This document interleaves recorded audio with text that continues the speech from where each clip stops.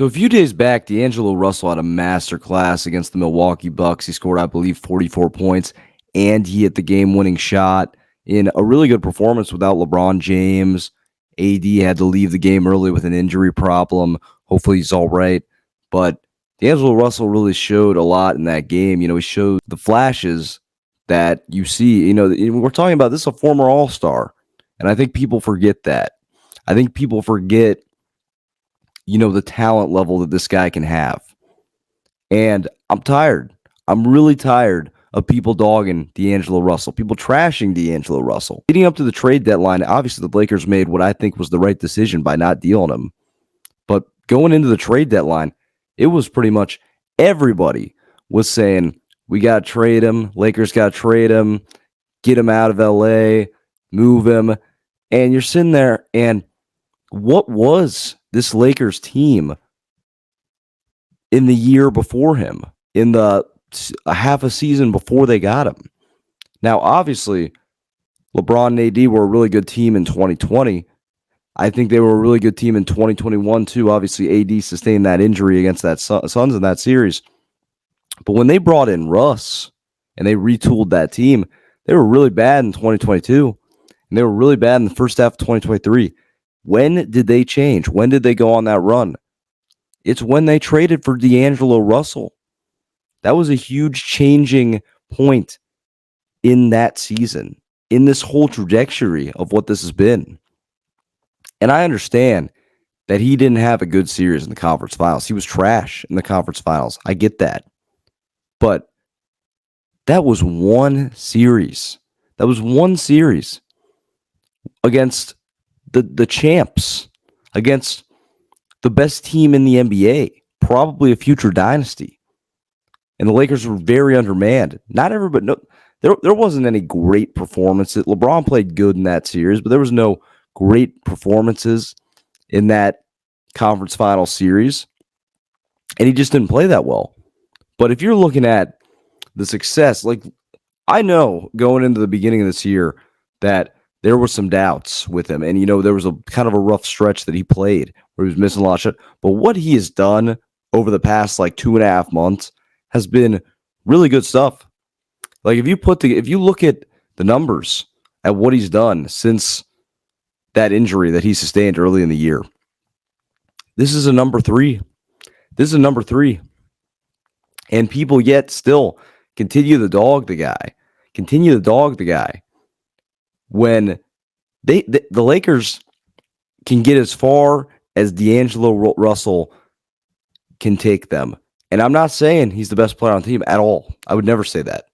It's LeBron's team. I get that.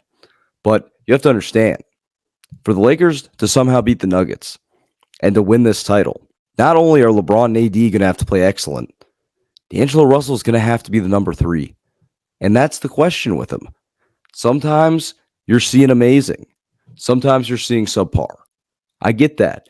But to just straight up say that this team is better on without D'Angelo Russell is crazy.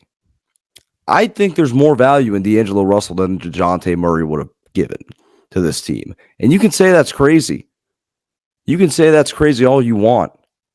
But when D'Angelo Russell is playing like he played last night, or in the other games that they've won, like the game against the Celtics, it changes the game for them. It's a whole different angle of a player. When he gets hot, he's streaky. It's a guy that can get them there.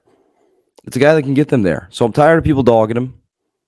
I think he can be the number 3 on this championship team.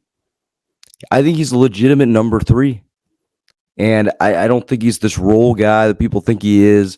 He had one bad series. Other than that, this team has been pretty darn good from where they were. You have, since he's gotten there, they appeared in the conference finals, and they won the NBA in-season tournament. What they do this year, we'll see. But like I said, we know LeBron's going to get his numbers. If AD can come back, hopefully he's not that hurt. He's not that banged up. But we know he's going to put up his numbers too.